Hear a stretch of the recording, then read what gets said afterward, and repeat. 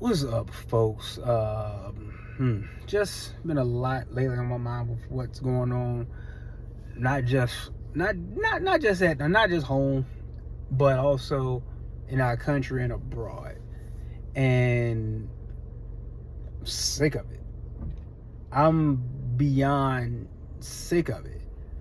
I'm sick of these elected politicians just lying right to our face. Everyone clearly sees who you work for. It's evident. And it's not the people who elected you. It's not the people who took time out of their day to cast their votes for you. It is a foreign country and whoever else you took money from, rather. So it sucks either way, but if you just kept it real and just were honest about it, I think people wouldn't loathe politicians as much if they were just honest about what they were doing. And thinking again, like, back in 2001 when September 11th happened, and then we end up going into Iraq for no reason because they didn't do 9/11. A whole lot of revelations have come out about who actually did 9/11, and I don't see how charges aren't brought up. I don't see how nothing's happened. I don't get that at all. You clearly see a lot. Anytime there is a fake 9/11 council, and it's called fake 9, nah. And especially who was on the board with Ghislaine Maxwell, she was tapped to be on the board too. What? Okay, all right. So we see who Iraq was fought for, and it won't for America. Because what did we benefit from it? All we got were a lot of our soldiers killed and a lot of them back with PTSD. That's it. It's pretty much it. And thinking about that, I remember seeing all that stuff in my 20s. Like, how military recruitment was down. It was a possibility of reinstituting the draft and stuff like that. And I'm like, I ain't fighting no war I ain't fighting for nobody who don't care nothing about me. And I was talking about America at the time. I didn't know that when you fought in a war and it was for a foreign country, neither side cares about it. They just want you as fodder. That's it. And it got me thinking about a friend of mine whom I went to high school with, and his reason for joining the military. He went to the military because he wanted a way out. He didn't want to be a soldier. He didn't care too much about serving. He was an American, but he's like, I'm a proud American. I'm gonna no. It was a way out for him so he can better his situation and get a decent job and make a good living for himself, while at the same time get to travel the world. He wanted it for the killing aspect of it, because that wasn't him.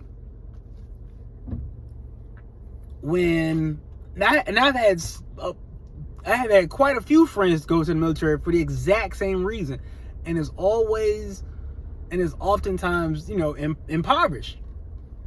When you looking for something like, hey, you know what? I got guaranteed housing. I got, I got a job. That's what it was for. It was opportunity people was looking for, not just I'm gonna kill the bad guys. Nah, because we've been propagandized so long, we think the bad guys over there. No, the bad guys are within right now. They're here. They are here, and they are controlling our politicians to do what they want them to do.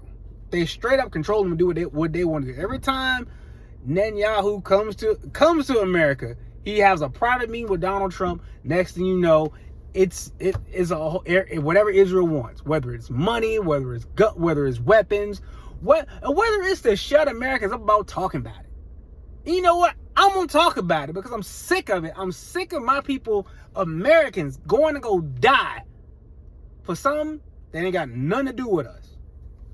If Israel wants to build his empire create the Greater Israel Project. It ain't for the security of America. It's for them. It is clearly for them. And you know what? It's horrific, and ain't no way in the world you should wipe out a people for land. I think that's dumb. I think that's stupid, because people are a resource. But not okay. You know what? You can have your war, start whatever conflict you want in the Middle East. First of all, Middle East is ridiculous to begin with. It's southern China, northern Africa. Don't just take a swath of land next. Oh, we're gonna call this Middle East because we want an African association. Knock it off. Knock it all the way off. But the fact that one of my friends, whom I knew him pretty good, and he went over in Iraq. He got killed. He was dead before he was 25 years old. I'm 43 now.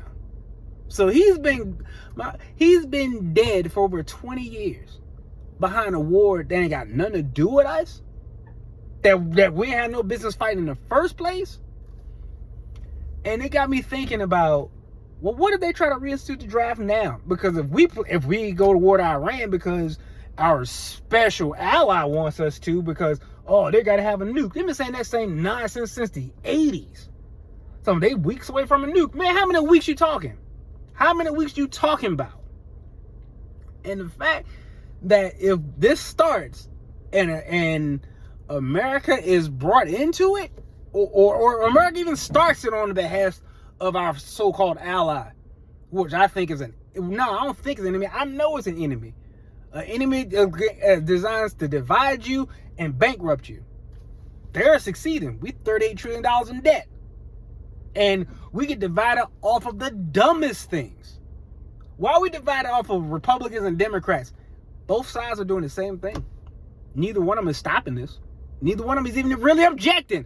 I don't care what you tweet out. You need to be on the news, on the press, everything. Like, we don't want war, because no one does. And thinking about all this, I'm like, wait a minute. If we start this start a war with a country 4 times the size of Iraq, and then from what I keep saying, like, hey, military recruitment is down, what that mean? You can try to institute a draft? Are you? Because at this point, I don't see why they wouldn't. Because you need to defend. No. The answer is no. No war, no reason, no how. It is a waste of lives and a waste of money to go blow up other people because someone else said, that's a problem, you gotta attack. No! You want to be big and bad? Be big and bad without America. Go ahead. Go right ahead. Y'all got Iron Dome. Just don't ask for American money. Don't ask for American soldiers to fight on your behalf. Because the answer is no.